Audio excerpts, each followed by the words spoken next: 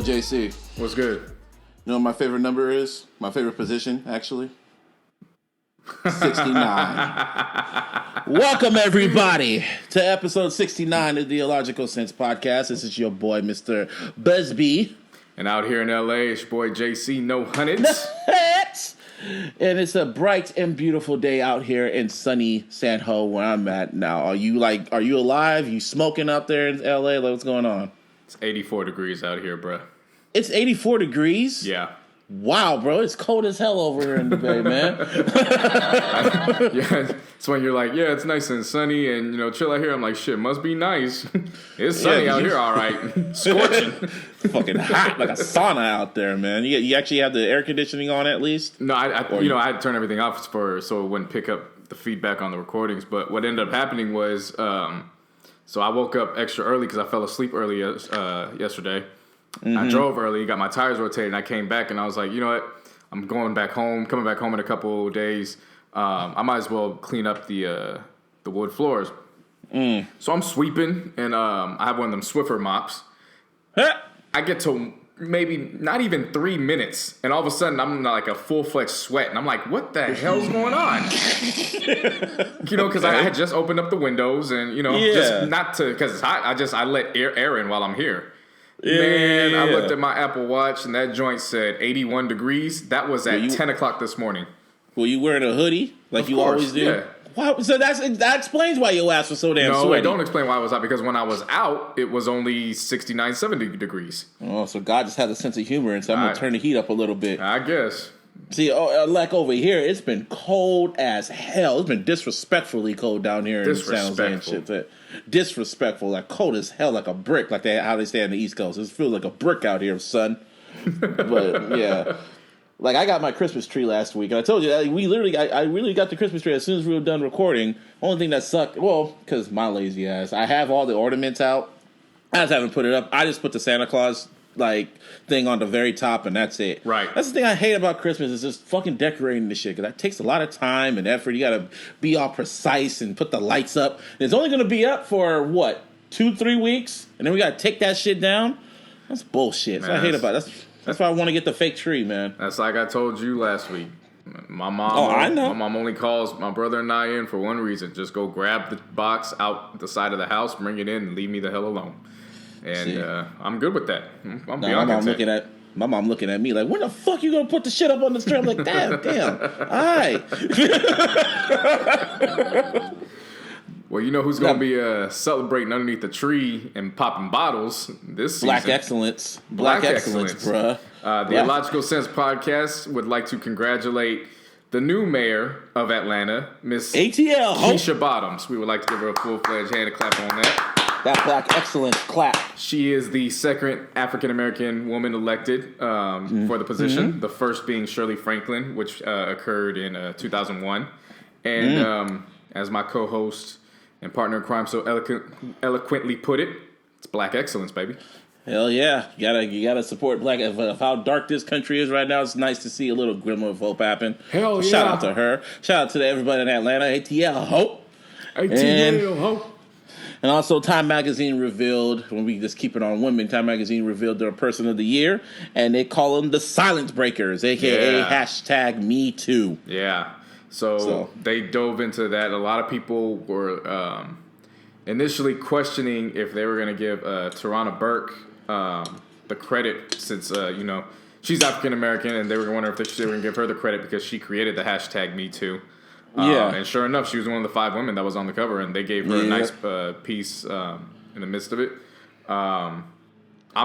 I'm far from mad with this decision. Like, this is... Hey, I was hoping for Kaepernick just to piss off the whole ass nigga, but he was one of the runner-ups and shit. Right. So, I mean, in a way, he already won all the fucking... All Kaepernick needs to win now is a Nobel Peace Prize, and then, he doesn't need to play football for the rest of his damn life. Right. The Nobel Peace Prize, the NAACP, and he's set. I may as well win an Oscar at that. Hey. Win a Grammy and an Emmy. Yeah, throw them all. Everything. And the Lombardi Trophy, just for the fuck of me. Yeah.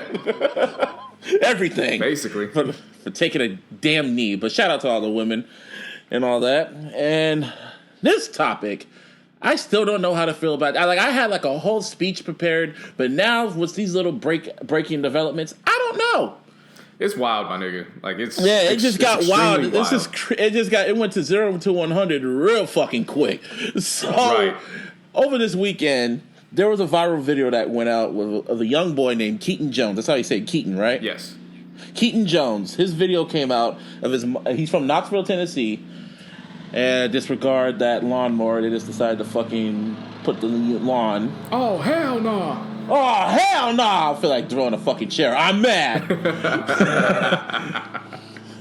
Anyway, Keaton Jones, his mom posted a video of him on Facebook of him crying about being bullied. Mm-hmm. And he just wants to ask people, why do they pick on innocent people? And he's really in tears crying about this. And it broke the hearts of everybody around the world. It kind of made me sniffle a little bit because everyone's has gotten picked on.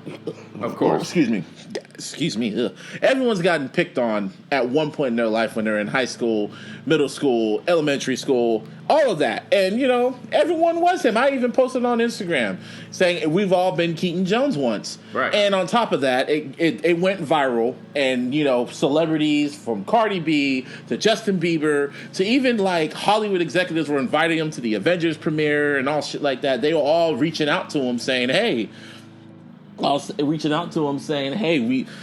have love for you. Everything just gets better. So, everything was cool for a good 24 hours until Twitter did their investigation. And I guess you could probably take the lead of this. So Twitter jumped on. And I don't know how they jumped on, what information or what led to it. But apparently they found, and again, this is apparently. Yeah. Because, of course, once we explain this, the story takes another twist. They found this woman's Facebook. His mother's Facebook. Yeah, well, at the time, we believed it was his mother. Mm-hmm. They found this woman's Facebook, and, she, clear, full-fledged Trump supporter. Take a stand supporter, bad-mouthing the athletes. And holding the Confederate flags and shit, too. Like... It doesn't look good. I was like, oh shit. And then more word came out that young Keaton wasn't actually bullied. He was actually getting put in his place because he was saying racial slurs. Yeah, and so at that point, and on top of that, a GoFundMe came out. Oh, you can't forget that. Yeah, a GoFundMe came out and they raised over like what, $55,000, $55,000 and shit like that. I could use that money right now. Yeah, and an MMA fighter came out saying because he wanted to reach out. He reached out to the mom, or so he thought was the mom, and all she said was, "Oh, go to my GoFundMe account." He's like, "Why the hell? Why should I go to the GoFundMe?" And it's just like, hold up, well, I'm just confused. I'm like, hold up, what? I just have that confused look on my face, like, what's going on? Someone tell me what's going on. And then just right before we started recording, I found this other tweet from somebody that's related to the family or whatever, and she's just replying to everybody saying none of this is true. Like, the pictures are fake. Well, not the pictures are fake, but she didn't say nothing about the pictures, but she said, we don't have a GoFundMe account. My mom's not on Instagram. This is just one big-ass bullshit. And it's fucked up, but it's sad, because if it's true, yeah, this is fucked up. But if it isn't true, they're still trying to bully. The internet's still trying to bully this young man. Yeah. I'm not really too big of a fan of parents going this route because, I mean, a few weeks ago you had the mom who put her kid up because of the Steph Curry situation. Yeah, and then we had that one 10-year-old little girl that killed herself after being bullied in elementary school. Yeah, like I'm not a fan of parents putting this on social media to get likes and retweets to make them feel better. You or just empathy. Obviously say for the little girl and may she rest in peace. I'm not talking about that. I'm just talking in terms of the parents filming the kids and then putting it on social media. That to me teaches entitlement. I'm not for that shit. Like, you got to learn at some point life ain't fair. With the kid, we didn't really talk about it, but the kid with the Steph Curry situation, I mean, I'm looking at it from the standpoint of, yeah, that sucks because he was right there in your face, but you still met like 6 different warriors and they signed your stuff.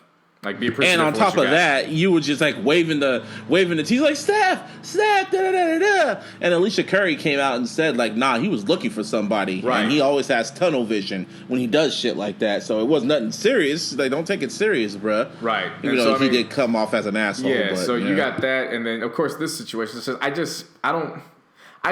understand, but at the same time, it's like, why would you put more spotlight on that? You know what I'm saying? Because you just going to end up, he or she's just ended up going to get roasted for a little bit more, especially when they get older. Yeah. Like, it's cute now, but when they get older, to when, you know, that 12, 13, 14 range, that shit ain't cute. They going to get roasted for that. Trust you me. Oh, yeah, of course. And, yeah, I don't know, man. It's just, I had like a whole speech about how I was bullied and how we should all look up to him and shit. And then this shit came out, and it's like, I'm confused now. So. Yeah, I honestly, we probably gonna be bringing it up next week when the full details come out. If the full details come out, but you know, Twitter is always just working. By the time we were stopping with all this, probably the full details will probably be out. But you know, that's the internet, right? But speaking of the internet, because the internet, oh man, you gotta love Twitter. We gotta love Twitter. They made a meme out of Terrence Howard's ass, man. You gotta love this shit, man. You gotta love this shit, man. You gotta love this shit, man. Terrence Howard has that voice where he sounds like he's on the verge of a mental breakdown. That's what he sounds like. You really just gotta love this shit, man.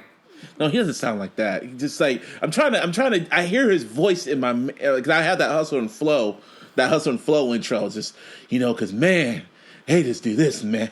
Well, it's not man. It's Mayne. Mayne. Like you're saying Gucci Mayne. That like it's Mayne. Mayne. I thought it was M-A-N, but they could M-A-Y-N. Yeah, that's the extra exaggeration. Like. The funniest one to me still is when Cats was going at Tyrese. And it was like, Tyrese gonna fuck around, and Fast 9 gonna come up. We gonna see Terrence Howard. I heard y'all boys out here racing cars, man. While smoking a cigarette. Yeah, exactly. I heard y'all try some cars, man. And it just, man, there was so many. I saw like the damn meme. It was like man. My favorite one was the color purple. All my life I had to fight, man. Oh no. No. Oh, the Star Wars one. I made this one up. That ain't no moon. That's a motherfucking space station, man. There were so many funny ones, man. It went viral. I know. I actually followed the guy who started this shit. I didn't think it was going to become viral like that. And then it got to Terrence Howard, and he was just like, "Look here, man. Y'all forgot Iron Man, Hitting Man." There was another one too. Wonder Woman. And he had his guitar man. He's like, man, fuck y'all. Yeah, and I mean, all this basically came up because somebody remembered the Jamie Foxx interview with Big Boy in the Neighborhood, and when they posted that, everybody just went wild with it. Yeah, because it was the truth. He does do that. Oh yeah, I mean, you go to a lot of his performances, and it's just, I heard y'all here racing cars, man. Heard y'all like, what was that one movie with fighting? I heard you want to fight or some shit, man. You just gotta love the fucking internet, man. Oh yeah. Shout out to Terrence Howard. You gotta appreciate him while he's still here, and he has to be extremely mad that he's not getting that Marvel money. So yeah, that's what happens when you play hardball. Yeah, but at the time he was the only one. He was the highest paid actor at that point, and then everything else fell into place. But at least he got that Empire money. Does anyone still watch Empire? My mom watched it only because one of the nights they did the Prince tribute. No, of course that doesn't count. I mean, who still watches? Other than that episode, I don't know if she continuously watches it. I told you I stopped watching. After season 1, the season 1 finale. That was the last time I watched that. Yeah, because you had like a roller coaster of emotions with Empire. First you hated it, but then you kept watching it. He's like, oh my god, I love this shit. No, at first I liked it. I was like, okay, it's a good premise. Like, I understand it. And then the first half of the season, I was like, wow, this is some interesting stuff. And then they was just like, fuck this, we cooning. And I was like, wait, what? Yeah, and then it went all over the place after that, and I was like, oh, nah, I'm good. Yeah, the second season, I tried getting into it. This is just stupid. And then I just stopped. My mom stopped watching.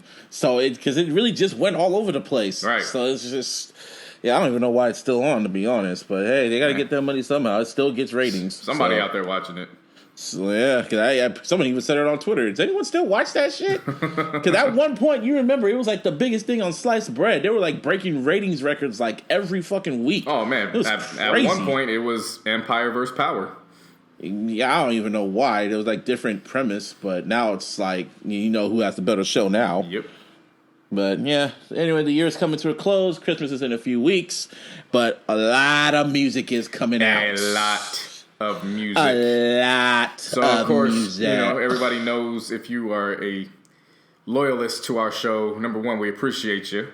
Oh yeah. Number two, I bring that up because obviously you are talking to one of the biggest M stands, so you already know that Eminem is dropping. Let's just save M. Let's save M. Well, all I'm saying is they already know Eminem's dropping on this Friday. Yep. We knew that Nerd was dropping this Friday.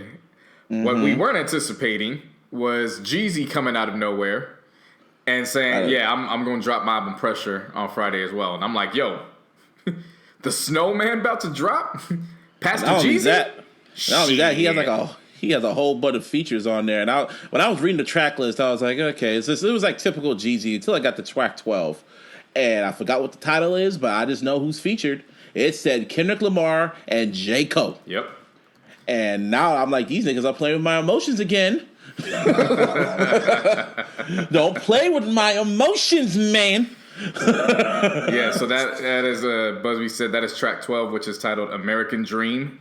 I can just tell off the title, that's going to be some shit. Oh, yeah, it will be some shit. And on top of that... So you got them. You got 2 Chainz. Of course, I love hearing Jeezy and 2 Chainz together. They blend so nicely with each other. He got Puffy on this album. Yeah, they said that single dropped already, supposedly. But then I tried that's right. You know what? it. It did. The Bottle's Up. You know what? I do remember this one. It was really that's what I'm saying. That's why I'm not really into Jeezy like that, because a lot of his albums are just, they all sound the same to me. He's had some growth. There's some differences in a lot of the earlier works.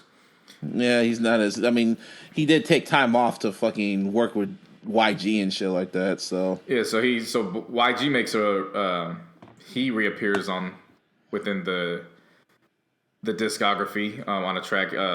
He's got Kodak Black on that one, and then really it just looks like him and Rick Ross is basically like what beef.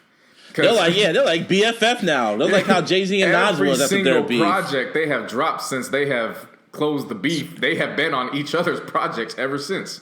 I'm here for it. It's dope. They should never have beef to begin with. Exactly. Every beef is always over some petty shit at the end of the day. Right. I can't forget. So you got that one, and then as you were just about to say, G-Eazy drop is going to drop. I'm really curious about this G-Eazy album because I paid attention to some of the singles, but I didn't really like the first 2 albums. I liked them, but it wasn't just like to me. If his album is any reflection off of what No Limit is, oh yes, good Lord Almighty, dude, they played No Limit. We were at Henny Palooza, they blasted No Limit. And the whole place went wild. And not only, and it's a concept album. So he said there's going to be a film and everything and shit like that. And I like concept albums. You know me, I love. So I kind of took as soon as I heard that, I'm like, okay, let me kick back on listening to some of these singles and let me listen to the whole album as a whole, so I can make up my mind. You know what I mean? This will resonate more so with us and our regional listeners who are from the area. I'm rooting for Jeezy because I can anticipate seeing this album being in the same way that Son of a Pimp 2 was for Fab last year. Yeah, man, Son of a Pimp 2 was hella underrated. I just hated the singles he picked. But then at the same time, he probably needed to get paid to get those artists and videos and shit like that. Right. So I could see why. But Son of a Pimp 2, very underrated gem. You guys need to fucking listen to. Definitely. So I mean, if it's and by the way, this is shaping up to look because he's got the same caliber of artist that Fab got for the album last year. So it's not just a hope and a dream that we're putting on a Bay Area artist. Like this is a Bay Area artist that's established. He's damn near superstar status. He's made a name for himself, not just for his solo tracks, but being on a featured artist as well. So we're pulling for this one for sure. Any RD album is. I was excited at first, but the closer it comes, I'm kind of just like, this ain't 2000 whatever no more, man. See. Like it kind of ran its course. We definitely got to see how that goes. And I mean, speaking of dropping, What? So on Christmas Day, we're all about to receive a present that I don't think we were asking for, but it's coming. That shit. No one gives a fuck, man. I don't want to hear about Dedication 6. Yeah, well, Lil Wayne, he's not dropping Carter. Well, I shouldn't say he's not. Birdman still isn't dropping Carter 5. So Lil Wayne is going to drop Dedication 6. Over a whole bunch of fucking beats. Bodak Yellow, of course. Probably a lot of 21 Savage tracks. The first, Migos. you know how it goes. The first 3 songs, he's going to tell us how 11 different ways how he shits. All that type of stuff. Yeah, people really know how I feel about Wayne, dating back to when the photo of him, Nicki, and Drake came out. Mm-hmm. I'm still going to listen because it's you want to piss yourself off? You want to piss yourself off? Well, yeah, but at the same time, it's fucking Grammy winning Lil Wayne. Like, he's still a name that at this point in his career, you still got to give him the respect in the sense of legacy. Like, you still at least got to check it out based on his legacy. I know what it's going to be now, and it's not going to be the legacy of 2006. But you know what I mean. Like, it's news. Yeah. Well, and on top of that, Kendrick randomly decided to drop, but it wasn't what we thought it would be. This motherfucker decided to drop the collector's edition of Damn. Yeah. But the catch is, everyone caught on if you listen to the album. The whole track list is in reverse. I like to call this edition NAD. NAD? Yeah, because it's in reverse. Oh, nah, I thought you said nah. I know what you mean. What you mean. I'm calling Damn. I'm calling the album Damn, and then this collector's edition, I refer to it as NAD. And I honestly kind of skimmed through it just to see if there's any little tweaks that they made on this, and not really. They said there was like an additional 4 minutes on certain songs, so I was like, okay, I'll try. Oh, on like a certain song, it was like an additional 4 minutes. I'm like, okay, so I tried listening, but I was like, yeah, there's really nothing there. Well, the thing of it is we already did this in reverse. I know, you could do it on your fucking iTunes. Right. You could do it on your Apple Music. It's not that hard. Right, but I'm not mad at them for doing it. There's still the hardcore fans that are going to go by. Do you prefer listening to it in backwards or forwards? I love the weakness rotation. The weakness? Oh, you mean the backwards? No. The frontwards is the weakness. When you play it backwards, that's his wickedness. Oh, okay, I get you. Because honestly, I caught on to it like after my 3rd or 4th, 5th listen or whatever. Mm-hmm. But I don't want the last thing I hear is that Fox News lady talking shit about him. So that it's just like a petty shit. Like, I don't want to hear that shit in the end. Fuck that. Oh, but see, that's how it fits in with the wickedness is that he went that route, so they have no reason but to talk shit about him. Yeah, I get it, but that's still. And plus, I think Duckworth is better as a finale than an opener. DNA is the perfect opener, and no. That's just. But again, that's why I said I prefer the weakness versus the wickedness. Yeah. And if you stay on TDE, SZA made her television debut on SNL this week. Oh yeah, I actually recorded this. So I actually had plans to go on a date for the Dream's 10-year anniversary of Love Hate. He was performing out here. And then Saturday morning, I woke up to a fucking email that said the show was postponed. Till when? They don't even have a date. And I read it and I was like, motherfucker? And I reread it again and I was like, nah, that nigga Tyrius need these hands. Like, nah, man. Like, the 10-year anniversary, because today is actually the 10-year anniversary since Love Hate dropped. And for those who know me very well, Love Hate easily in my top 10 favorite R&B records all time. All time. Oh, damn. All time. My bad. Apologies for that. And I was just so pissed off when I reread it. I was like, this motherfucker, what the? I could just imagine how you looked at it. I could see you laughing at first, like, nah, you're playing. And then you read it again, like, no, you ain't playing. And then it's exactly what took place because I drove 12 to 14 hours on Friday. Damn. And I split everything up basically into 2 shifts. So I came back home, ate, took a nap, drove back out, didn't come back till like 11 o'clock, chilled, and then fell asleep and woke up in a good mood. Like, all right, I got the bulk of the rides done. I just got to finish out today. We'll get the majority of today's, get ready, go home, watch the Lakers game, and then we set to go. Retrograde, my nigga. Woke up that morning, that shit said postponed, and I was like, "This nigga serious. I need them hands ASAP, dude. Like for real, for real." Damn. Like Tyrius, like I'm calling him Tyrius now because I'm not referring to him as a dream. I'm that upset. Like Tyrius, if anybody gets this back to him, I love you so much. I love your work. I'm one of your biggest fans, but I need those hands, dude. Like for real, for real. I need those hands. Well, maybe nobody bought enough tickets or something, and he didn't want to perform just for you and your date. Like that shit came up, and the first thing that came to mind was his feature with Wayne and Ty Dolla $ign. Nigga, you should know I will punch you better than they can. Oh, like real shit. I was pissed. Yeah, we were.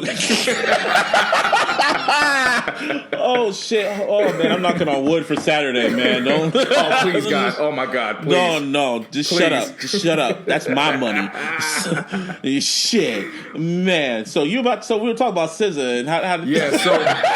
So now that you get the full story, I came back home. I watched the game. I knew it was coming on, but I was like, you know what? I only got 6 rides left to hit the weekend goal. I'm gonna go run back out and go get it.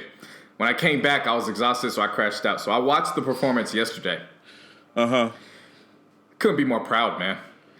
Okay. Could not be more proud. She came out. So of course she performed the weekend, which I'm still amazed. We knew off the first listen how good of a song that was. I'm still amazed that they didn't push it as a single and it still went platinum. Well, yeah, they had Twitter and social media to do that. So I mean, it's just even then, like you have a lot of records that are fan favorites. They don't even do that, even in this day and age. So the fact that it was that strong that the fans actually forced it onto the radio. Man, TDE, man. It was, and so when she did the performance, she performed with an all-girl band, from the choir to the instrumentalists. All women band, and I appreciated that. I think I saw a little bit of it, but I was just kind of busy doing some other stuff. But shout out to SZA, man. TDE yet again had another dope year musically and critically. Yeah, and with everybody's end of the year list coming, ours is coming soon. So be patient. Be patient, fuckers. The list is done. We're just waiting to. We literally just got done with it right before we recorded. Right, we argued about it. Oh, did we argue? Oh my God! That's. There were only cameras recording us. It was just on the phone, man. Right. So just understand, as good of a duo as we are, it's for 2 reasons. One, we're not afraid to not back down from each other. And 2, we just got a lot of love for each other. So when you mix those 2, you're going to have arguments between us, but we found a way to make it all work. Yeah, we figured that out. Right. That's why he was so added on to that. So Dream, because it happened Saturday. So Dream canceled on you. I call you on some bullshit. And then what was the last thing you said when you got out the car?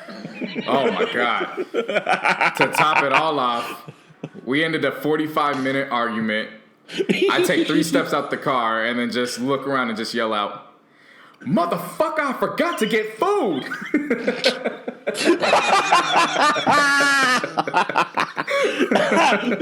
Just that image alone. Like if this was an episode of a great culture TV series, that would have been the perfect way to end the episode. Motherfucker, I want some food. But yeah, so shout out to SZA, and I brought that up because as of now, Time Magazine released their top albums. She had the #1 album of the year over Kendrick. Over Kendrick, that's crazy because Kendrick has been #1 on all these lists. Right, and you know what? If you asked me this last year, like, SZA's gonna have a better album than Kendrick, most people are gonna be scoffed, like, okay. But as the year went on and we finally reached this point, I'm not mad. Like. I'm really not upset with it. Like, you could either go with Kendrick, you have the option to go with Jay. You maybe have another 2 options other than that, and then you got SZA. So I mean, there's a legit 5 ways you could go. For her to be on Time Magazine, though, that's dope. She just had one of those years, man. Like, just was Kendrick at #2 on that or what? Honestly, I don't even know. I was because when I drive, you don't know who's getting in the car, so you can't play Parental Advisory. Yeah. So I mean, I got the Heat on Sirius. Oh, that's funny. When I get in all the Uber cars, they always fucking play Parental Advisory shit. Yeah, they get no fucks. Yeah, like the thing, I know. Yeah, you know what I'm saying? Like sometimes I think they'll do it, but then other times like I'll get a ride and it's an older woman or a kid. Yeah, and I'm midway through the album and I'm like, damn, I don't want to stop the album. So to avoid it, I'm just like, let me just go to the Heat. And as they were doing their not their yearly countdown, but just the weekend countdown. Okay. The Weeknd was number 5 or number 4, and then when they came back, he's like, "Yeah, and Time Magazine has named SZA's Control the number 1 album." Wow. And I was like, "Whoa, okay, well, good for you." TDE, man. Top Dog has to be hella happy that he has the roster. Top Dog out here, like, so you mean you just gonna replace my son with my daughter? Okay. Hell yeah. Okay. And we can stay on hip hop. Like, you put this down. Like, hip hop listening has really went up 75% on Spotify. It's amazing this year. So hip hop running shit. Yeah. So as we mentioned earlier this year, hip hop is now coined as the top music genre within the country. So this just further reflects that. I'm not surprised, but I'm actually surprised at the number. I didn't expect it to go up that much. Hip hop is running shit, man. You look at the charts. You see these charts. You know what we about. Yeah, I mean, there was a point where you kept your hip hop and your R&B. You kept your hip hop separate from your R&B, your pop, your jazz, and now you go and look at these charts, as you said, and it's just blended all throughout the charts. Pop isn't really running shit like that. That's a crazy part. What's crazy is like pop is hip hop is the new pop in the sense of it's that genre. So everybody is catering to hip hop rather than the other genres. It's amazing. Yeah, well, that's a good segue. See, now I know why you were irritated when I brought M up earlier. Let me talk. Let me talk about this. This is my boy.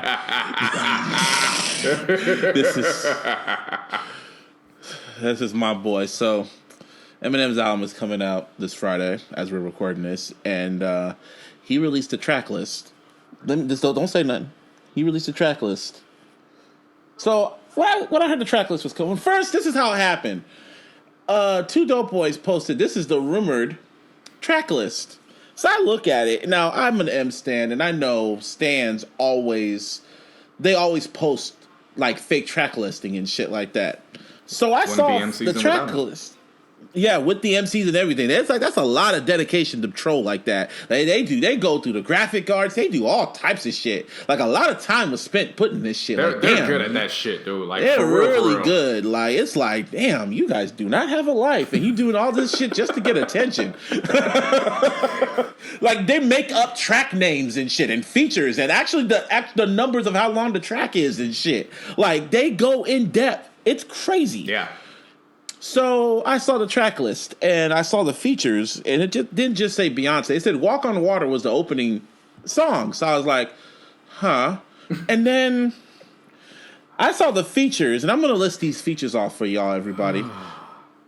It said he's going to have features from Beyonce, Ed Sheeran, Alicia Keys, X Ambassadors, Kalani, it said Kalani. I was like, what? It's Pink. So random, but it's shout out to the Bay. Well, no, I'm going through my emotions right now until I found out it was real. And I saw all this pop shit. I'm like, this ain't real. Like, yeah, okay, Eminem season. You forgot one. I'll get to that. Let me get to that. Okay. So I was like, oh, this ain't real. M Stan's just making up things. And all of a sudden, I did some more research. I'm going like, this is real. And then 15, I was like, so this is real. And then within an hour, Eminem tweeted the track list, and it confirmed what I saw. And this album, if I was gonna go back to 2002 when when did the Marshall Mathers LP come out? 2000? It came out in 2000, Marshall Mathers LP, right? Yep. If I was gonna go 13 years in the past and meet Eminem and sit him down, I'm going like 17 years in the past. 17 years. Damn, that's been that long. Shit, yeah. I was thinking of Marshall Mathers LP too. Anyway, if I can go 17 years into the past and tell Eminem, this is your track list. He's like, who the fuck are these motherfuckers? Beyonce? Yeah, from Destiny's Child? I like Destiny's Child. Yeah. You're going to have Ed Sheeran, Beyonce, Kalani. Like, what? Ex-ambassadors, and the only rapper that is featured on this is Fresher. That's how you say his name. Wait a minute. And I sat back, and I'm just like, oh my God, this isn't good. This is not a good. This is not a good sign. I got a headache. This is not a good sign. And I'm a stan. That's scared. This is scary. I'm in panic mode right now because Eminem doesn't do this. See, every album, the last few albums. I'm sorry. I gotta say it. I gotta say it. What? As this is going on, and you text this to me as it's taking place.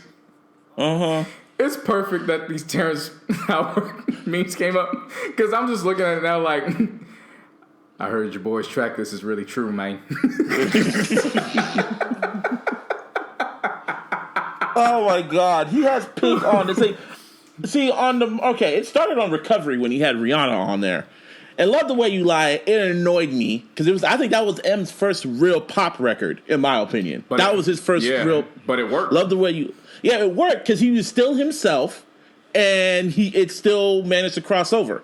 Then it was Monster from Marshall Mathers LP 2, and that was kind of walking the line. And then he was doing other random ass features. He did a song with Pink. Called something about the weekend. It was the most pop shit ever, and he was rapping over that. He did this one song with Skylar Grey, which was even more stupid and pop. Well, he executive produced her album. He was, and it flopped.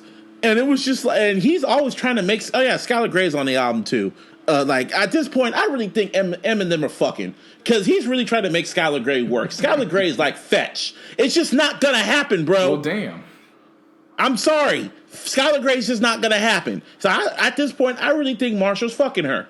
So, my mind, it's like 19 tracks, and it's just everyone is just saying, "Oh, this is about to be trash." And as an Eminem fan, I can't defend this. No, you can't. There's no way. It's just like I haven't even listened to the album, but I am scared about what it's gonna sound like. I am low key scared.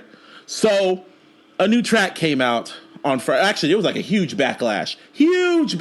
Oh yeah. And one of them came, and one of the people that kind of low key tweeted about it was 2 Chainz. Now, if y'all remember, during the BT weekend, 2 Chainz and Eminem took a picture together, and it was insinuated that they recorded a new song together. And now that people did the stories about it, it kind of turns out that Fresher, he said the story about it, that the song with Fresher, 2 Chainz was supposed to be on that record.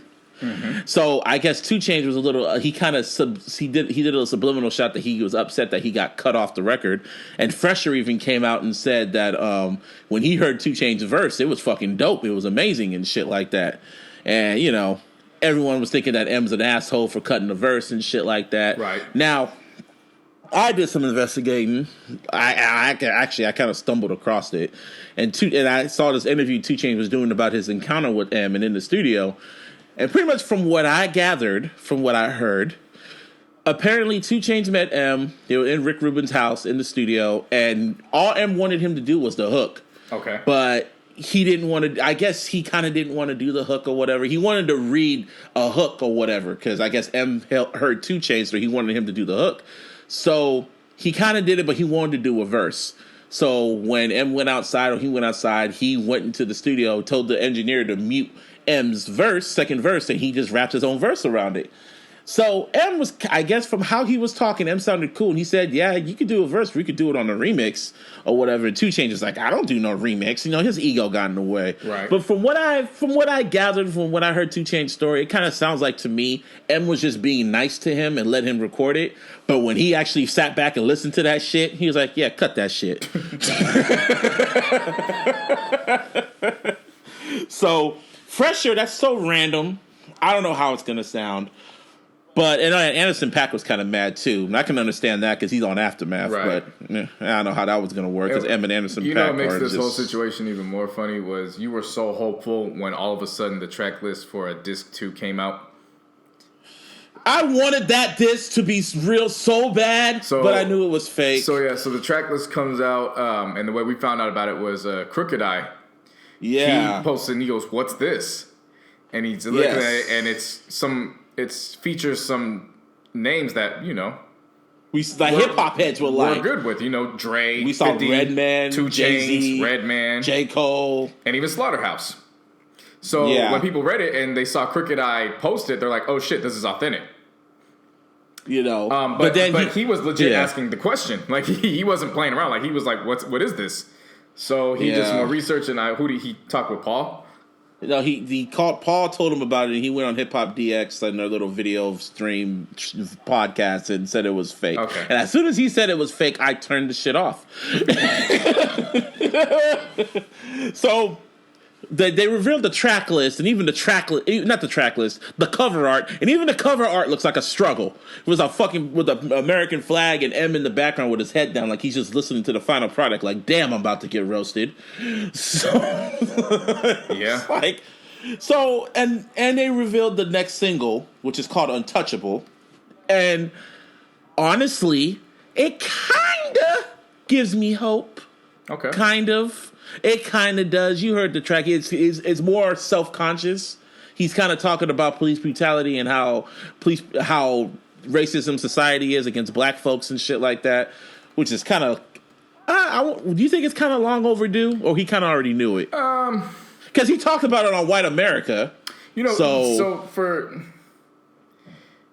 is interesting, like an interesting take, because on one hand I appreciate it. On the other hand, I agree with you where it's like, yo, you said this shit 15 years ago on White America on the Eminem show. Yeah. So I guess, but okay. Like, it's not bad. But again, what worked for M in his heyday was the timing of everything. Like, he was the right white rapper at the right time. I mean, he's not a white rapper, but if there was any... Well, actually, let me rephrase that. He's not just what we see as the white rapper. You know what I'm saying? Yes. He has the skill set. But if there was one white rapper that were to come out at that time to have the opportunity to prove himself, M was the only one that could have done that. Yeah. So now, fast forward to 15 years later, as I've been saying time and time again, it has nothing to do with M personally. It's just his times changed. Times changed, and he has not adapted very well.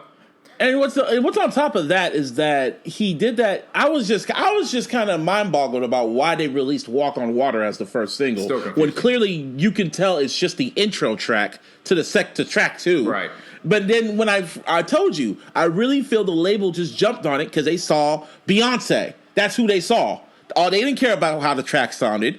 They just said Eminem, Beyonce, $, and that shit flopped. Now I think this is Eminem's first single since it's gotta be. I Just Don't Give a Fuck. It is. It number wise, it is. It flopped to 40. It's at 46 right now. It flopped.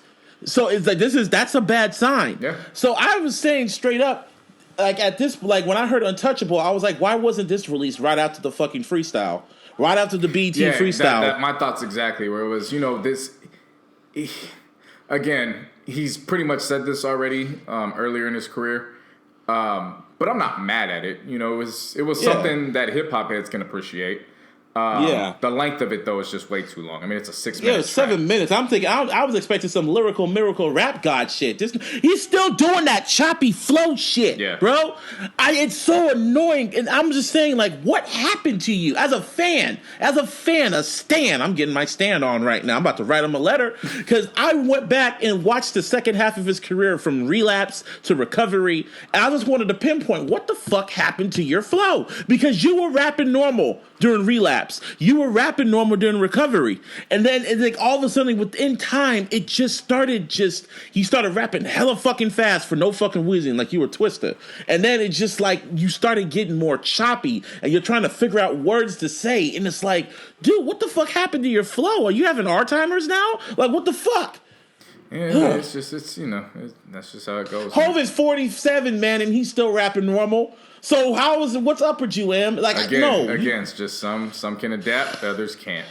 And M's very, as I can tell, he's very stubborn. He does, and he says he still listens to music. I mean, how did you find Fresher? Was Haley on fucking? Were you in the studio and Haley was just on the computer? You got to remember, 50 jumped on the remix. That's true. That's true. So he probably listens to everything 50 radar. does. Right. Yeah, he probably. Yeah, so okay, there's the that's connection. true. Yeah, and also he was also on This Is 50, and he rapped M's lyrics and shit like that. But man, I'm having a headache just talking about this because I really like this. He's my favorite rapper, and I feel like I'm about to listen to some bullshit on Friday. And knowing JC, he's probably going to blast that M album, laughing all the way to the fucking part. See, this is the thing. Like, you know, we the only reason why we're not going to start off our Thursday night listening to this is because we got to go catch Star Wars. You know what I'm saying? So you actually got saved by that. Well, no. But, oh my God. But I still got to drop you off at home. You know, you forget about that. I'll take an Uber. I still got to drop you off. So, you know, you still got an Uber. I got time. We can play that album. It's not a can. We gonna play that album in my car. And we're going to listen to it together, all 19 tracks. We're going to listen to it together. For those who are interested in seeing these reactions, you know, again, JC No Hundreds on all my social media, especially that Snapchat. This will be on Snapchat. I'm not going to be that pissed off. Man, I don't know. I'm scared. Mm-hmm. I'm scared, man. Like, I'm really scared. And he even did this, and then in the interviews and shit from Mr. Porter and M's going like, yeah, the album's going to have a little something for everybody. Nigga, what? Yeah, that's what it sounds when you just don't got it no more. That's exactly I'm trying to how have that a little sounds. Something for everybody. You start fan. talking like Birdman and Busta Rhymes. Oh, it has a little here, little hip hop here, little pop here. You know how it goes. Like, and what? Also, another thing. I'm still touching this because this is just pissing me off. The more I think about it, it's just there are no Shady Records artists on this album. No Royce da 5'9", no Slaughterhouse, no Yellow Wolf, and he signed some new niggas to Not even Shady 3.0. He didn't sign the new Shady people. He didn't sign West Side Gun. That's his name, right? West Side Gun or whatever. Or Boogie. He didn't sign that dude from Compton. It's like, dude, you have all these artists that you signed, and you don't even give them a placement on the album. Like, come on, bro. Like, it's mind-boggling to me. You say you're big fans of these niggas, but then you don't put them on your album. Is this something going on? Is this the reason why you're leaving? Because Paul Rosenberg's leaving.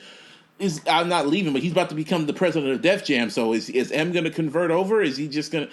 I don't know, man. This is confusing. Marshall Mathers the third. You best not piss me off when this shit drops on Thursday night.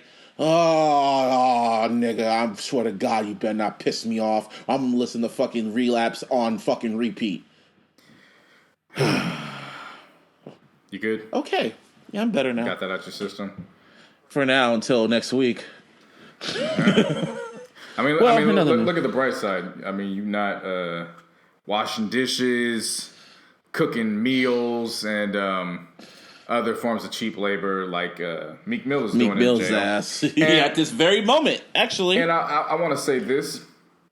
Of course, when the news came out, we were both looking at it like this, it's trash. If this is what they're actually doing to qualify as breaking your probation, it's fucked up. Mm-hmm. But you did a report over the weekend. Well, I shouldn't say you did a report. You just were, after doing some research, you found something that made me look at it, and I was like, you stupid motherfucker. Yeah, so apparently I found it on Complex, and I saw it on Complex News, and they found it on Philly.com. And apparently a report comes out that Meek Mill went to the FBI sometime around 2016, before he got locked up, and complained about the judge that was prosecuting him was coming after him. So apparently, to what this report said, that I was talking to sources very close to the situation, the feds were working with Meek and said, okay, if you really feel this judge is doing something, wear a wire and just catch her on tape talking bad about you, and we'll act accordingly. Right.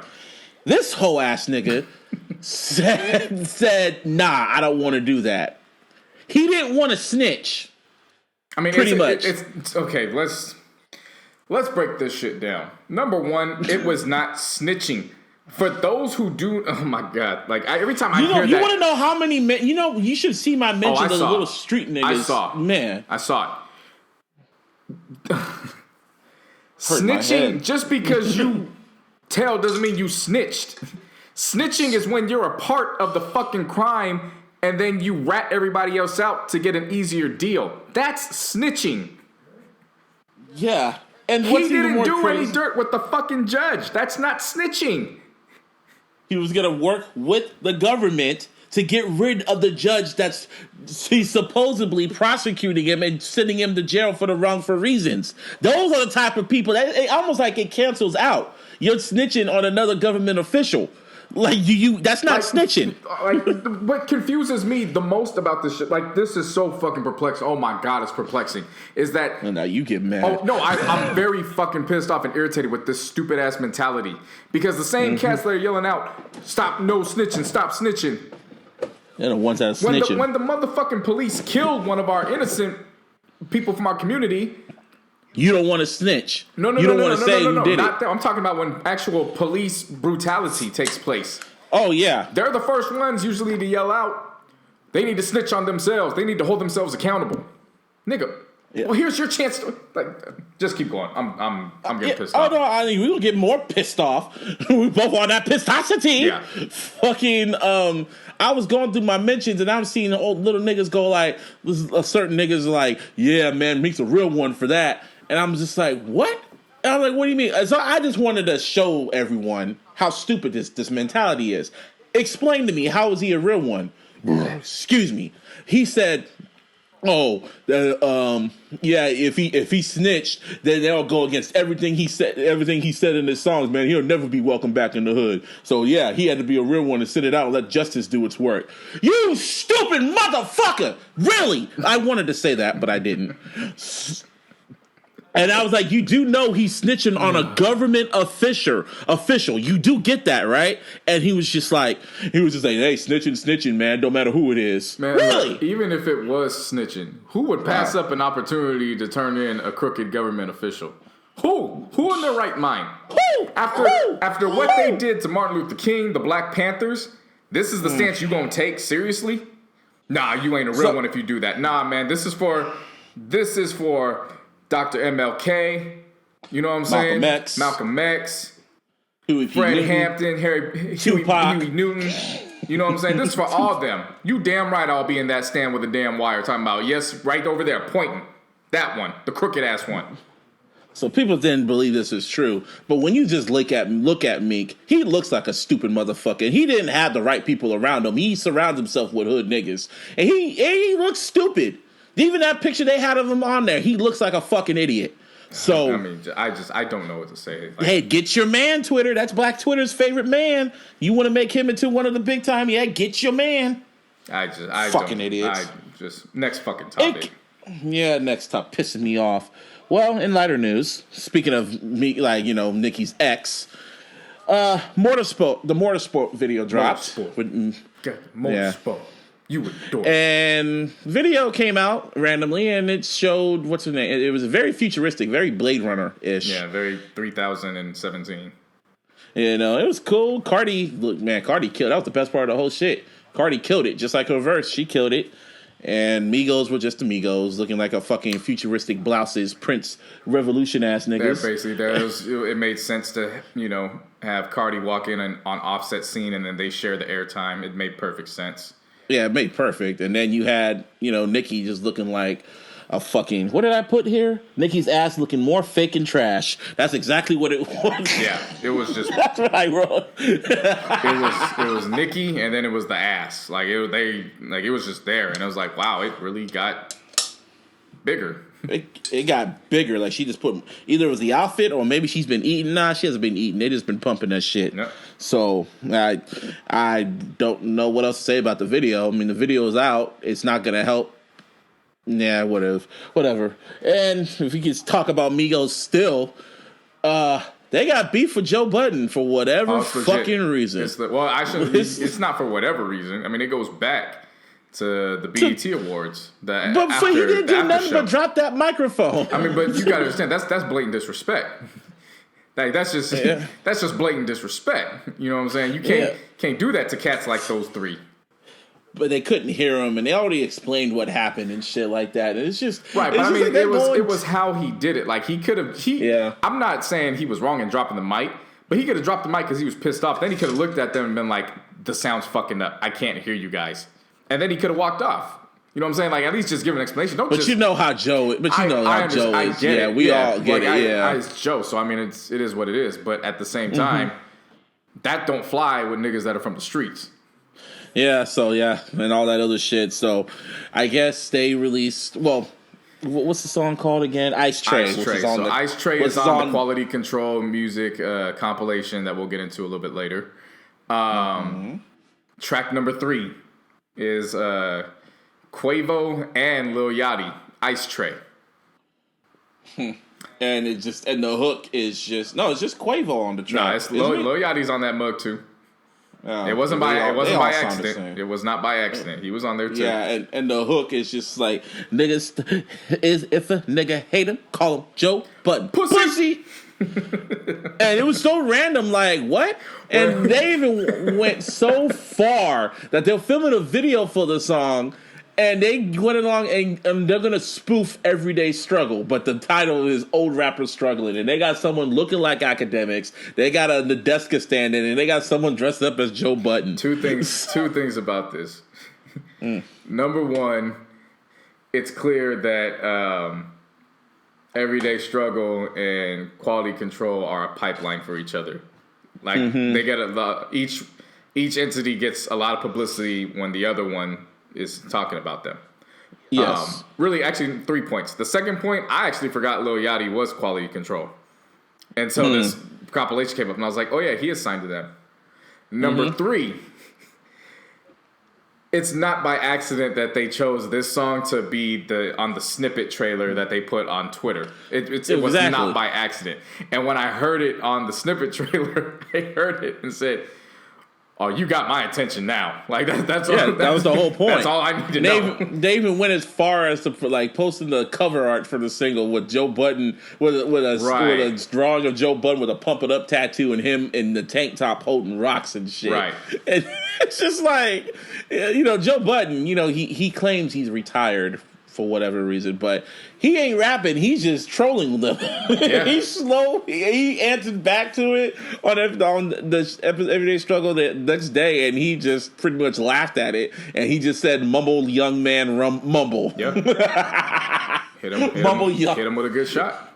He was hella just, and that's the thing about Joe Budden. I think that's what Joe Budden learned this year. Like, I don't need to rap, and I'm still pissing these niggas off. Like, he's by far the most talked about. He's one of the most polarizing individuals in hip hop right now, and he hasn't spit one bar. Yeah. He's just giving his opinion about shit, and he already got Russ pissed off at him. He had Migos pissed off at him. Who else got pissed off at him? Drake. For saying shit. And the whole shit about Drake, that shit happened on his podcast, just from off what he said.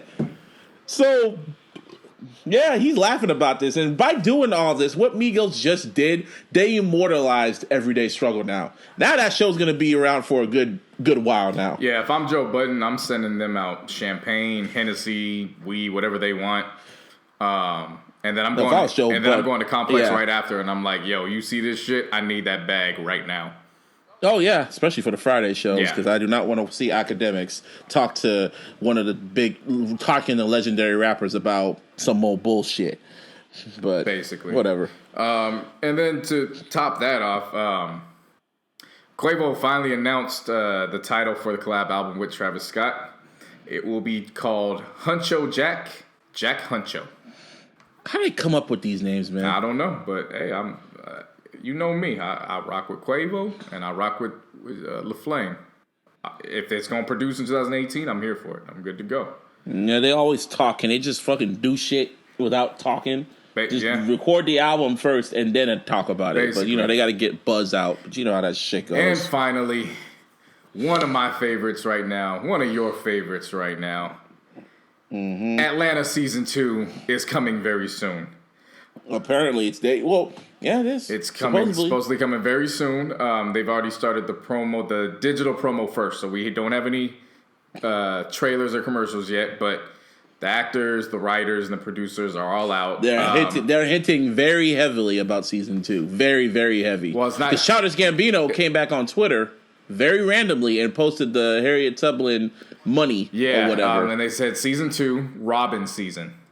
Yep. So that got me very excited. And then yesterday, I saw a picture of the main cast with some of the writers, and they all got Greek line jackets to commemorate getting ready for season 2. And I saw that, and I'm ready.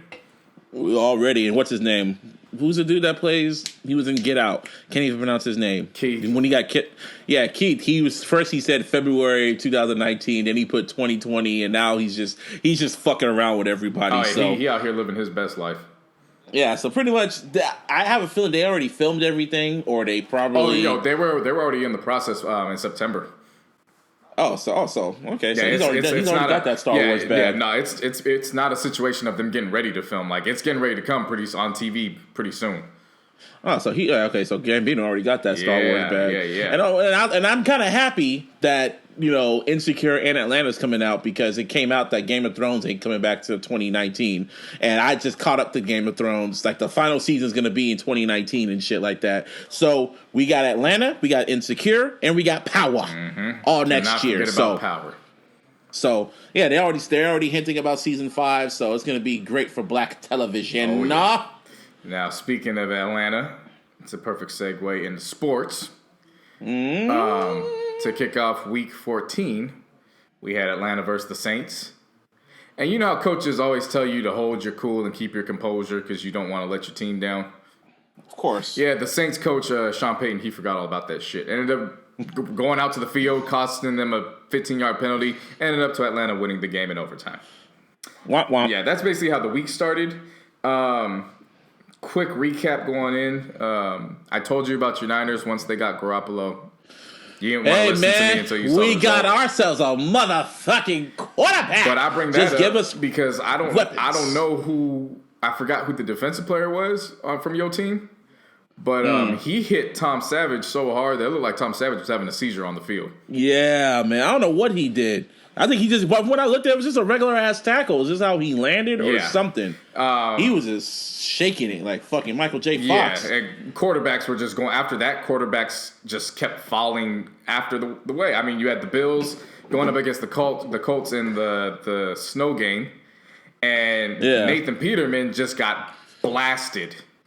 I mean, blasted to the point where he got up, he looked dazed and confused, and half of his helmet was just stuffed with snow. Like, it was one of those. It was one of those ones where you laugh for like 2 seconds until you realize, like, oh wait, nah, he's fucked up. Like, that's bad. Sorry, Eagles fans. Y'all had a good season. Y'all got that Derek card. That's what happened. You came a long way, but quarterback Carson Wentz tore his ACL on his dive in for a touchdown.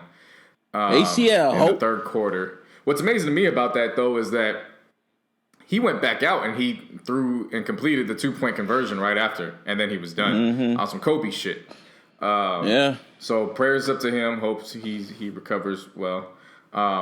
My Raiders at this point, man, it ain't looking good. Y'all got kicked in the nuts yet again. Not looking good, man. It really isn't. You gotta pull strong these final 3 games, and we'll see what takes place. But old Kansas City chokes again. It ain't even them. It's them damn Chargers. Chargers came out, started 0-4, and now they're tied with the Chiefs for the division right now, and they both play each other next week. Shit, ain't that a bitch? So you can't chill for none of them. Man, it's ridiculous. You better hope it ends in a tie. Yeah, so I mean, you got that going on. Cam Newton came out looking like fucking Aladdin. I don't know if you saw the post-game presser. I saw that. They played the Minnesota Vikings. He had one hell of a game, had a nasty-ass run that left Harrison Smith in the dirt. And then he showed up to the post-game talking about God knows what about his outfit. And all I could think of was just him was like, Arabian Nights. Like man, don't stay up at that podium too long, man. Jafar gonna catch you. A whole new world, old ass nigga. Yeah, what was the monkey's name? Abu. Yeah, I'm watching it too, and I'm like, Abu. Yo, you gotta watch out, man. You call Abu. You guys gotta get the hell out of there. You better get them apples and fucking run away, right. Street rat. So that took place. Riff-raff. The biggest riff-raff took place in the Seahawks-Jaguars game. He didn't buy that. If you throw that apple any closer. That's actually a perfect segue into this because Seahawks defensive lineman Quentin Jefferson did not buy that drink that was thrown at him by a fan. When I see you in that stands, you gonna catch these hands. So the Jaguars Seahawks game was an interesting game because I was watching it out as I was finishing my my project for the week, and it just had this cinematic dark feel where it was like, this is what football's all about, but this is a dark and violent football game. Damn, that's football for you. Isn't that what football's about? If you can go back and just try to find like some highlights of the game, I advise you to go back because it was one of those where it's like, okay, this is what's missing. I don't know why you're trying to clean this up as far as the image. Like, keep it this way. This is awesome. But anyways, the Jags have pretty much sealed it up, so they're getting into victory formation. Next thing you know, the Seahawks players just start charging at the linemen. Whoa. And Michael Bennett was one of the players. He went low for one of the offensive linemen's knees. Somebody else actually tried to go after Bortles, I believe. So, like, it just got physical and dirty right afterwards. So, Quentin Jefferson, one of the players, ended up being ejected. And as he's walking off the field, this dude just threw his big gulp right in his direction. Just missed his head. And he was already hot as it was. Yeah, Jefferson lost his shit. He cooled over. I swear to you, if he was able to get over the padding wall, it would have been Malice in the Palace Part 2, but it probably would have been worse because you're looking at full-fledged football players. Like, the fact that this big-ass monster of a man was able to move that quickly and get to where he got like to on the padding and shit. Dude, yeah. Big men like that aren't supposed to move and get up that quickly. Like, it's just... When you have that adrenaline and you already pissed off as it was, and some old white boy throws a... and you're in enemy territory. Yeah. So, yeah, you go catch these hands, bro. Right. So that took place. Even Pete Carroll ended up with a penalty because he stepped foot on the field. Like, it was one of those ones where it's like, wow, old school mentality. Well, damn. Now the aftermath. So we recorded before Monday Night Football last week. So we missed the Steelers-Bengals game. The aftermath of that was some shit. You're looking at $63,000 in penalty fines, well, penalties and fines altogether. Players ejected, suspended. But then you also had Ryan Shazier, the Steelers linebacker.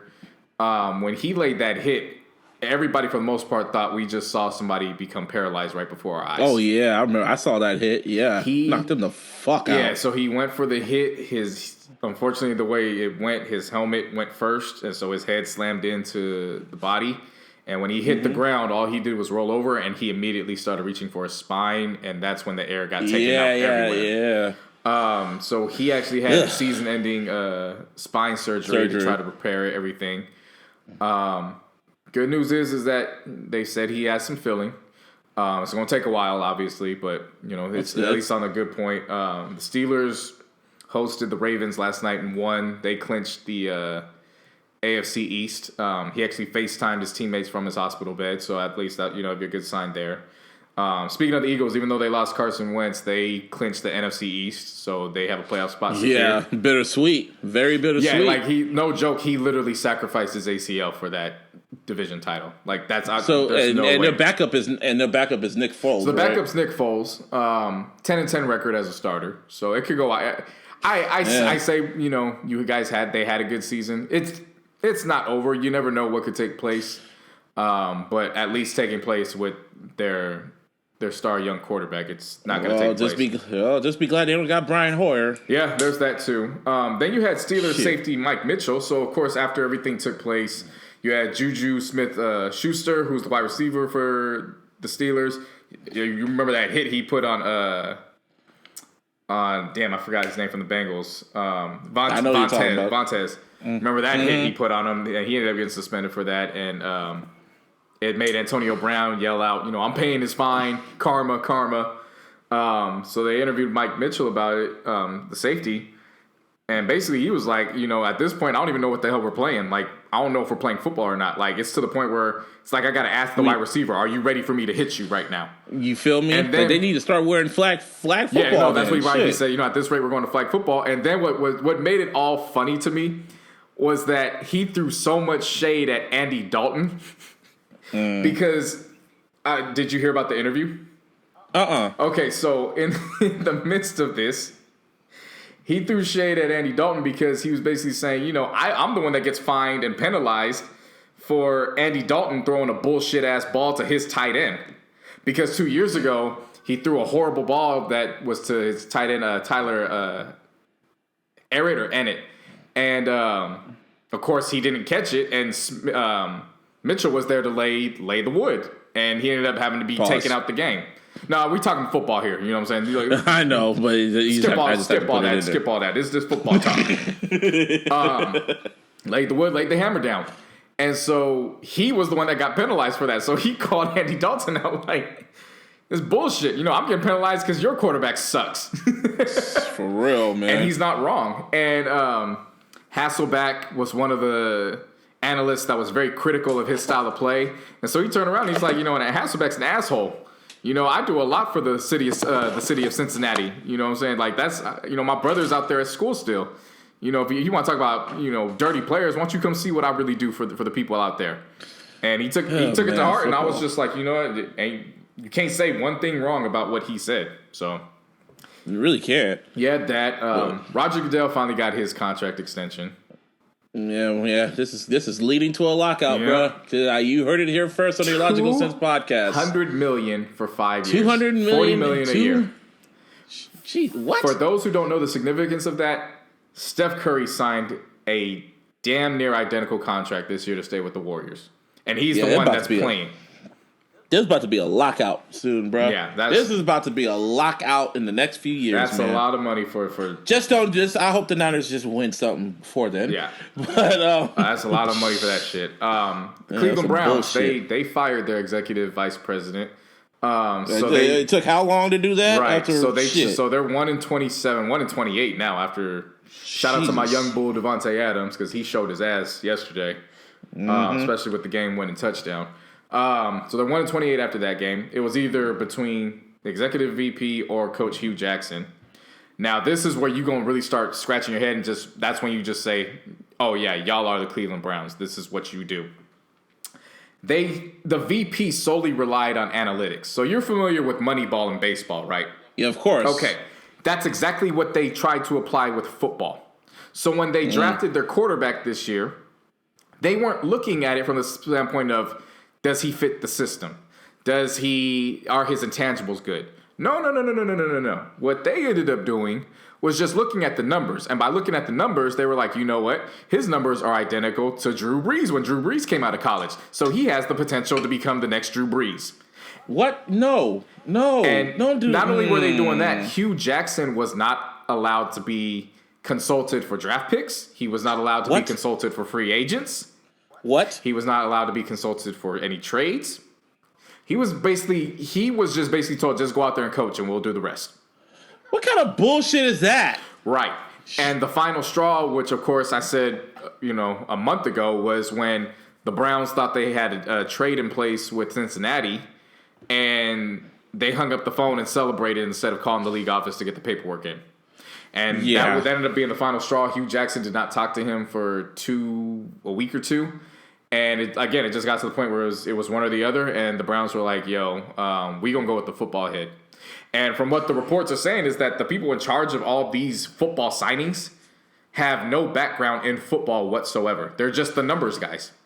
I'll be mad at Jed York. Well, we got 3 games and they got no games to win. Yeah. So there you go. Still fuck them though. And to close up on the Browns, shout out to Josh Gordon. So Josh Gordon is back on the field after the many years of being suspended for the weed. The weed. Yeah, basically just the weed. He actually came out and was saying shit that probably he should have just kept to himself. Talking about how when he was at Baylor, he was making $10,000 a month in weed sales. I thought that was like an old quote, but he really. And he just said that like 2 weeks ago. Talking about he was making drug runs and stuff, and I'm like, yo, man, I don't know if the statute of limitations is closed. You may need to shut the fuck up. But he went back out on the football field these last 2 weeks, and he ain't been doing nothing but balling.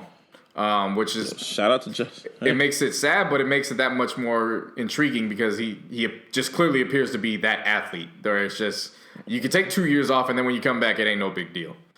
Well, look on the bright side, Cleveland. At least y'all got LeBron. For only 1 more year. That's another story. Yeah, that's if he feels like it. Right. I mean, that's now, speaking of LeBron, LeBron James. There's more rumors coming around that LeBron is going to end up in Los Angeles during this free agency period, as he just purchased another mansion out here as an investment. So we'll see how that plays out. Why does he always do that little subliminal shit, man? I don't know, but I mean, if it has nothing to do with it and he's just doing proper investment, props off to him, because that makes a whole lot of sense to do that.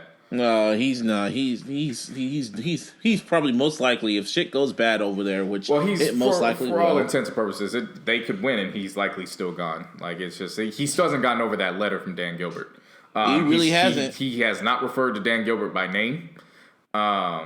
He will not mention him. Saying. So I mean, it's still there. Now, Derrick Rose has finally returned to Cleveland after his. He found his smile. Yeah, and then he went and did his physical or something. And they were like, "Yeah, you may have fucked up your ankle. You may need surgery." So. Yeah, I'm gone, guys. Yeah, bye. Come on, I guess, dude. The Philadelphia 76ers, they traded away Jahlil Okafor to the Brooklyn Nets. I know you're not familiar with this, but the significance of this is that the Nets, when they did that trade with the Celtics to get KG and Paul Pierce those years ago, they basically traded. You thought I was pissed off at the Lakers trading those draft picks to get Steve Nash, who was a fucking free agent. These motherfuckers traded away draft picks for like 7 years worth. For who? For KG and Paul Pierce. I know. They're no longer in the NBA. But you thought you would get a whole dynasty with that? Yeah, but the significance in this, and I have to give props and credit where credit is due, is that Jahlil Okafor was the number 3 pick in the 2015 draft. We traded away D'Angelo Russell over the summer to make room for Alonzo. D'Angelo Russell was the number 2 pick in the 2015 draft. So basically what they've ended up doing is shipping out and acquiring pennies on the dollar, and in the process, they ended up getting both 2 top 3 picks from the 2015 draft. I can't hate on it. That's actually a pretty Can't hate on that either. It's actually a pretty good move. It actually ended up working out for him in the end. So we'll see how that takes place. Shout out to Victor Oladipo when he played alongside. Wow, I can't believe you mispronounced that whole shit. I've been following Oladipo since he was at University of Indiana Indiana University. So he looked way out of place last year when he was with OKC. He's gotten to the Pacers, and he looks not only reborn and most improved, but it looks like he's ready to get a nod in the All-Star game. Okay. Boy out here averaging 24 points the last 10 or so games. Damn. Dropping major dimes. I think he's at 6, and I think he's at 8 rebounds, if I'm not mistaken. So he's balling right now. Just last night, he put up 47 on the Nuggets. Jesus. And they came back from a 19-point deficit to close it out. So shouts out to Victor Oladipo. And your boy Triple B's. Them Triple B's, man. So, of course... How you say that? Triple B's. Triple B's in this thing. Of course, remember, LiAngelo got taken out of UCLA. Melo's already being homeschooled. I don't care what nobody says. Melo out here having everybody's best junior year ever. Because they was out in Philly when on Thursday night when Lakers and Sixers went against each other. Shout out to my baby Lakers, man. Lonzo made a beautiful basketball decision and a drive, kicked that joint out right to my son, Brandon Ingram. And Brandon Ingram's finally starting to realize that he's just that nigga. He just needs some time because he shot that game-winning 3 like he had done it many times before. Shit. And pulled out another win on Saturday against the Hornets. So, I mean, hey. Now, I got a question. Now, if LeBron goes to the Lakers, you think he'd be a good mentor for Lonzo? Most definitely. See, my thing with LeBron, it ain't got nothing to do with me not liking LeBron. LeBron's my favorite player my second favorite after Kobe. My thing going into the season was when we go into next season, he's going to be in year 16. So it's just the age and the wear and tear.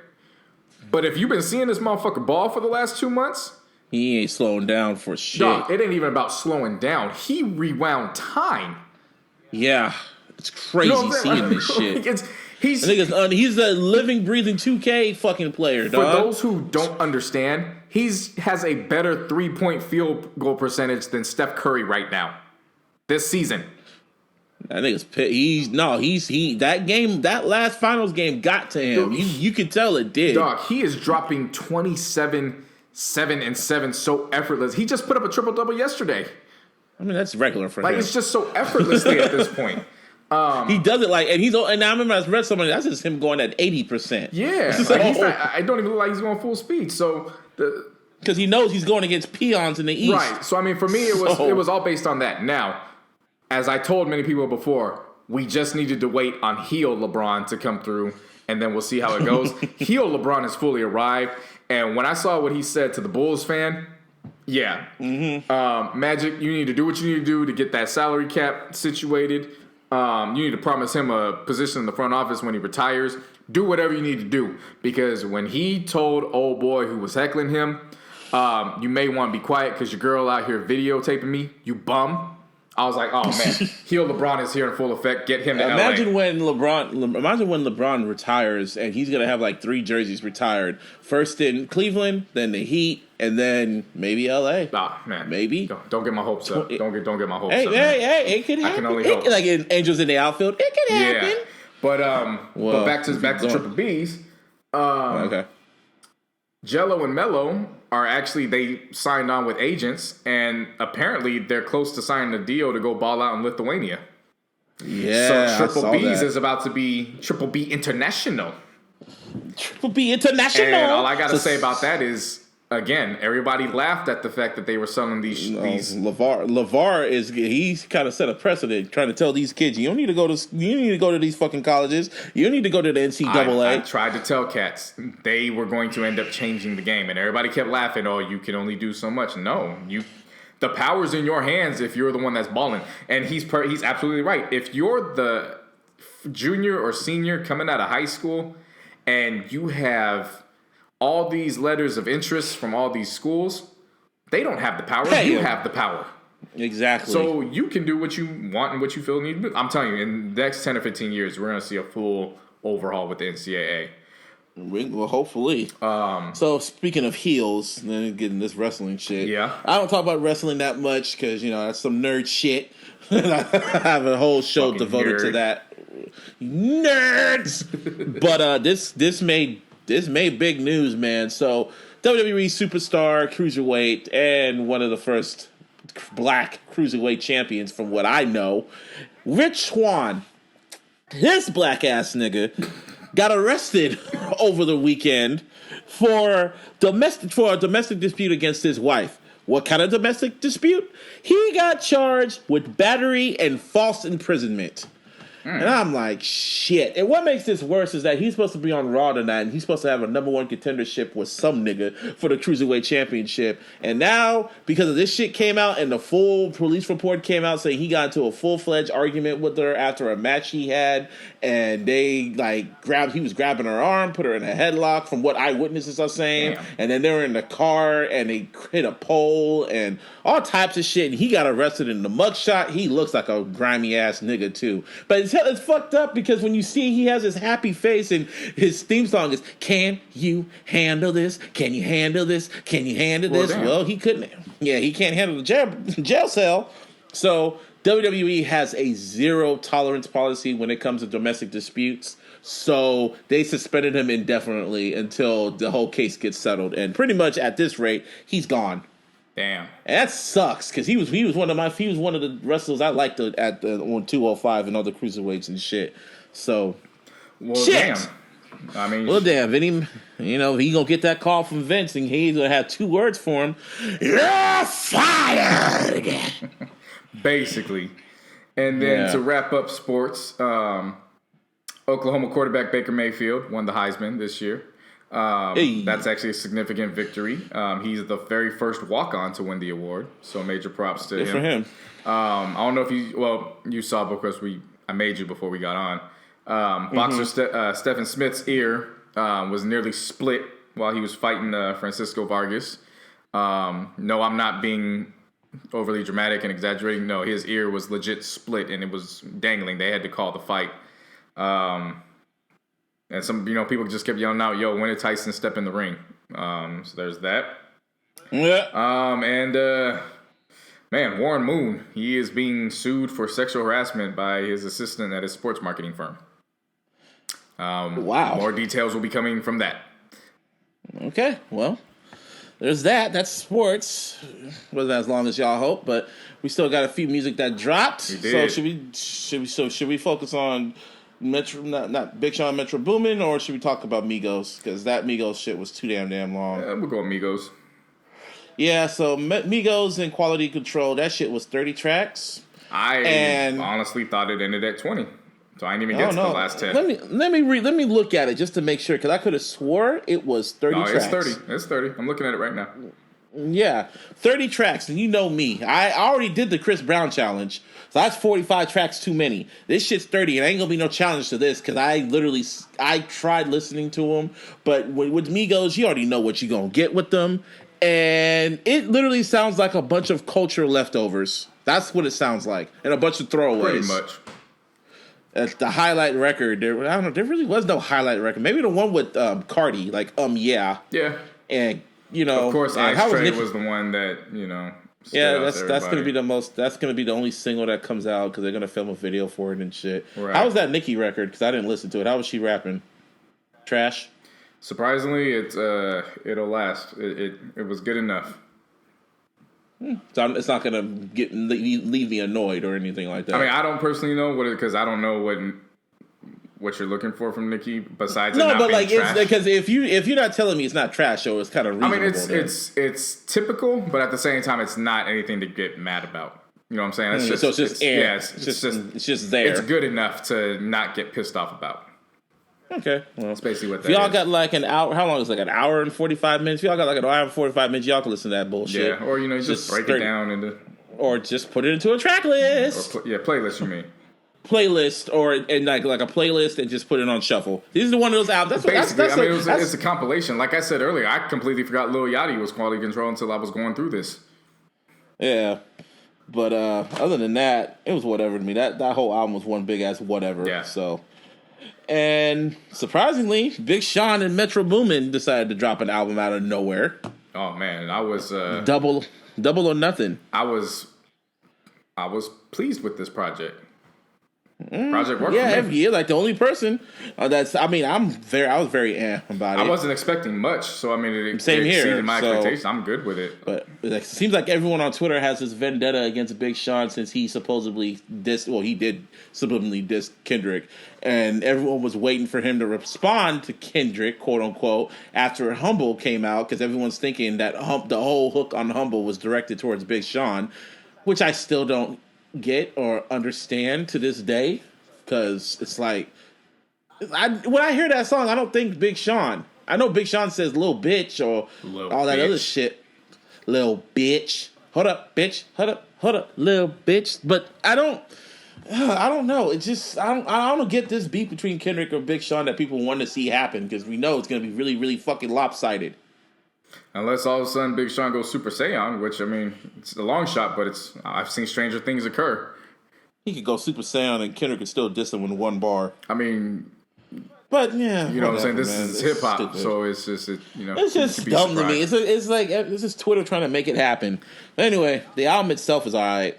Again, it was cool. I mean, I liked it. The start off with Go Legend, which has Travis Scott, was a nice opening way. Travis Scott actually makes 2 appearances. He's just not credited on Savage Time. Yeah, Savage Time was a good one. Yeah, Big Business was nice with 2 Chainz. I like that joint for sure. Pull Up and Wreck. I forgot who was telling me about this record a few weeks ago, because I initially thought it was on the Offset, 21 Savage, and Metro compilation. So this was my first time hearing it, and I was like, it actually kind of works. Like, there's moments where 21 Savage is listenable. You know what I'm saying? Like, he's just a... this was one of those moments where everything clicked. Yeah, I get it. There. So Good is going to be one of them joints that's a strip. Oh yeah, joint. With Cash Doll. Yeah, man, that girl's verse so was good. Pussy so good. If I could quit my job and fuck you all day, yeah, I would. Yeah, I would. I heard that shit. Cash and Doll. The bass sub on that. Oh man, I was like, oh man, that's fucking music. That's man. Play that shit at the New Year's parties. For sure. At midnight. Yeah. Now with Savage Time really caught me by surprise in a major way, positively. One of the best lines I've heard this year was when he said, Everybody needs direction, even if it's to find themselves. Like that one, Mm-hmm. I heard that and it sent. You just hear a line, it sends a chill. That sent that one right up my arm and my spine. I was like, oh man, like whoa, okay. And just the whole vibe of it and what he was talking about. I appreciate that record. Even the odds with Young Thug was all right.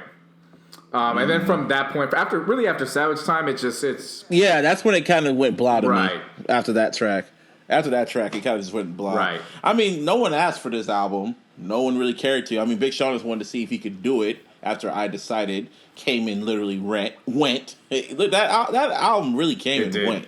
It did. Like it's just. I mean, still, I went back and re-listened to it actually just recently, and the music is there. It just got lost in the sauce with all the other music that came out. Right. No, I know what happened. Kendrick came out, and we just forgot. We forgot about everything before Kendrick. It wasn't Kendrick. It was Kendrick came out, and then we had time to kind of regroup, and then that's when Jay was like, "Oh yeah, I'm dropping 2," and then Jay, and then it was like, "Oh wait, all right, so now we got to readjust." And then time went by, and I was like, "Okay, who else?" And then that's when Crit was like, "Yeah," and I was like, "Oh." Then Rhapsody, and then Rhapsody dropped. Yeah, I got something, and it was just like, "Oh wow, this isn't a throwaway year. This is actually a competitive year." And motherfucking Eminem and all this other shit. It's like, oh shit, right. Everyone's dropping. So there are two projects I want to give honorable mention to. So yeah, K. Michelle, she dropped her latest album, Kimberly, The People I Used to Know. It was decent. It's cool.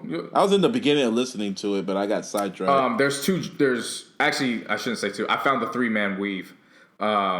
Takes 2 with Jeremiah Rounds, and then Either Way with Chris Brown. Of course, Mr. Breezy's on there. Yeah, like Charlamagne said a year or 2 ago, Chris Brown is no longer a feature. He just comes with the production now. Yeah, those songs are pure sex on record. So if you feeling in the mood with your partner, you definitely want to do a 3-man weave with those. You'll be good to go right there. She actually started off the album with a great line as well. She had the intro was pretty much a spoken word, and she ended it by saying, if the truth makes you mad, just remember one thing: the truth only steps on your toes when you try stepping out of line. And I was like, oh, okay, all right. K. Michelle keeps it real, I got bro. you. So props to her. And then you had King Crooked Eye. He went and dropped Good vs. Evil 2. That album, I forgot about that album. Yeah, so he dropped Good vs. Evil 2. I will definitely recommend you listening to that. I'm going to listen to that. But I will say this, for the listeners, go back and listen to Good vs. Evil Part 1 first, because it's a continuation. I like this album because it plays the way you would imagine reading a comic book. Really? Yeah, like it really picks up. I don't want to give too much, but the theme of it is he goes up against the Red Empire. Now, that's like that cover that he's bowing down to the fucking. But that's not him bowing down. Oh yeah, it's whole ass nigga. Yeah, yes. That's true. So the Red Empire is the Make America Great Again, and as you can see, when you guys go check out the cover, you can see who he's bowing down in front of. It all makes all the most sense, and just some again, Crooked Eye is in my top 10 forever until somebody. He was one of the top. He was one of the best rappers next to Royce on Slaughterhouse. Oh yeah, I mean, in my honest opinion, unless somebody can knock him out, he will go down as one of the 10 most underrated rappers on my list. He just proves it. Came out with it's 14 tracks, so it's nothing too heavy. The last track I thought was hilarious. Mace Windu. Great reference rhymes to that. He has Royce on here, so he has the Slaughterhouse connection. And he just gets into some real shit. And it's something. Wasn't Eminem did the intro on the first album? Yeah. Yes. Yeah. I can't say enough about Crooked Eye.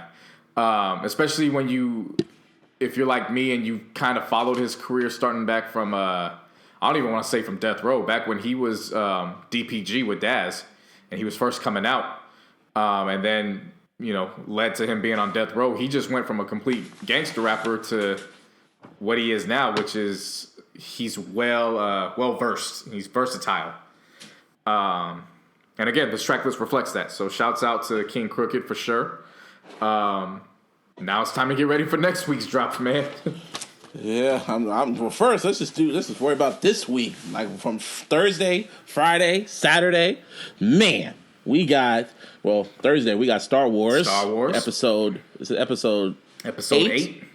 The Last episode Jedi. 8, The Last Jedi. And for those who haven't already picked up, Luke Skywalker is the Last Jedi they're referring to. No, they're not talking about. Well, I don't know. We don't know what's gonna happen, man. We don't know if he's going to introduce the what is it, the gray region or whatever the hell they're called.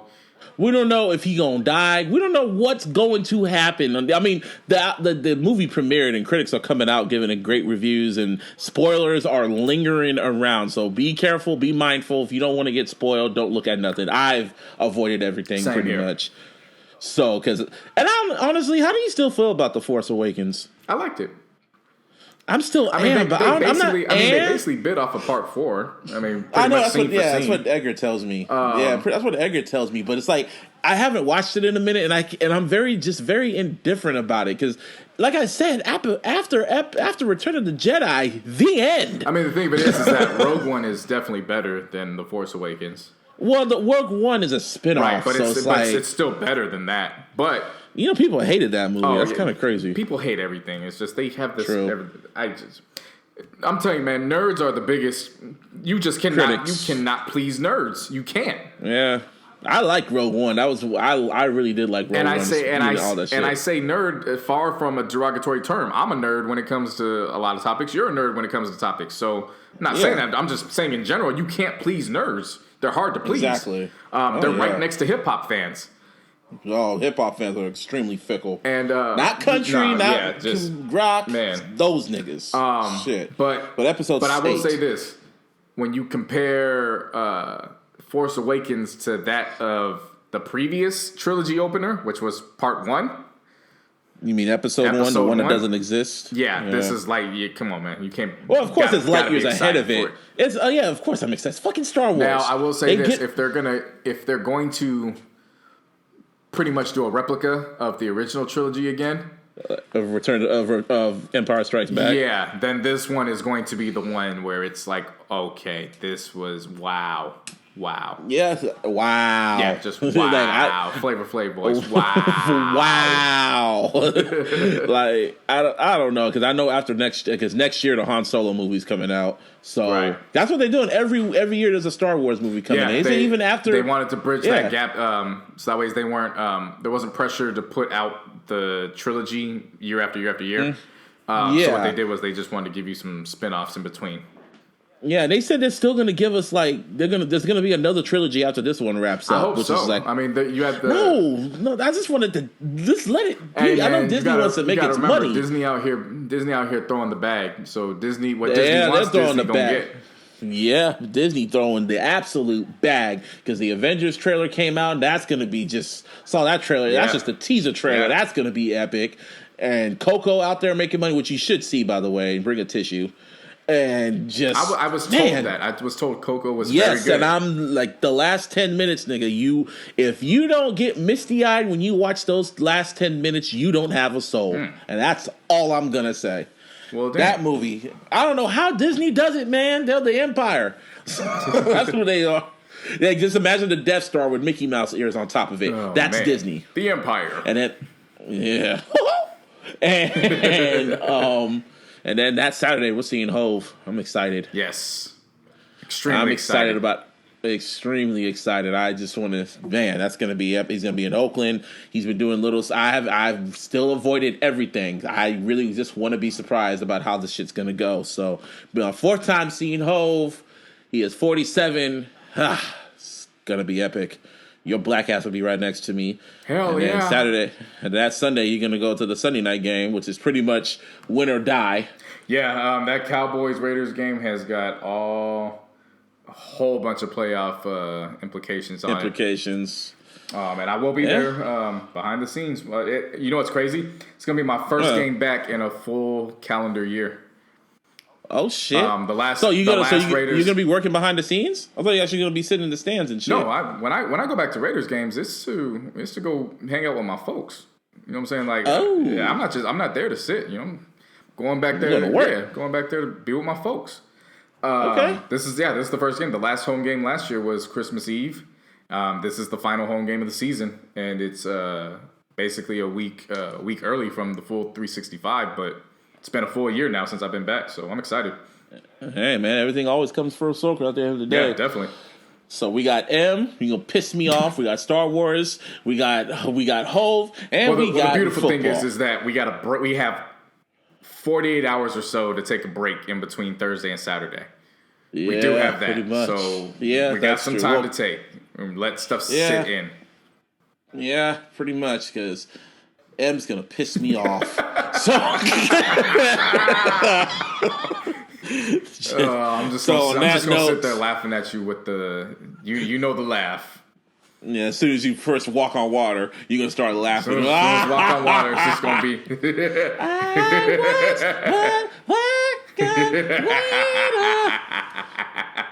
And then you're gonna keep repeating that part M says because this shit is garbage. This shit is garbage. This shit is garbage.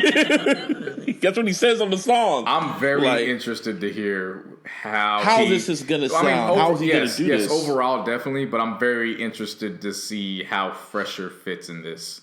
It's just so random don't get me wrong, all the other features you mentioned were pop, so yes, it doesn't you're just thinking of Slim Shady Eminem and you're like, wait, what the hell? But of all the names, Fresher is the one that just does not match, other than the fact that he's hip hop. He might just do the hook, maybe. And that's what it sounds like. Yeah, I hope M's so. always good for having those type of artists where all they do is the hook. Yeah, while he does the ribbity rap shit, right. You just do the hook. But again, as far as names go, I mean, it's probably not the best thing to go off of considering how Walk on Water sounds, and that had Beyonce. But just as far as names go, that's random as hell. But we'll see. I still feel Kalani was random. To me, it was random, but shit. I just said Kalani? In a way, it makes sense, but the other half is like, really? Kalani? Man, probably Haley texted him about it or some shit. I don't know. I'm blaming Haley for everything. I wouldn't be surprised this is Haley's fault. Yeah. I'm blaming somebody. So, anyway, shit. This is episode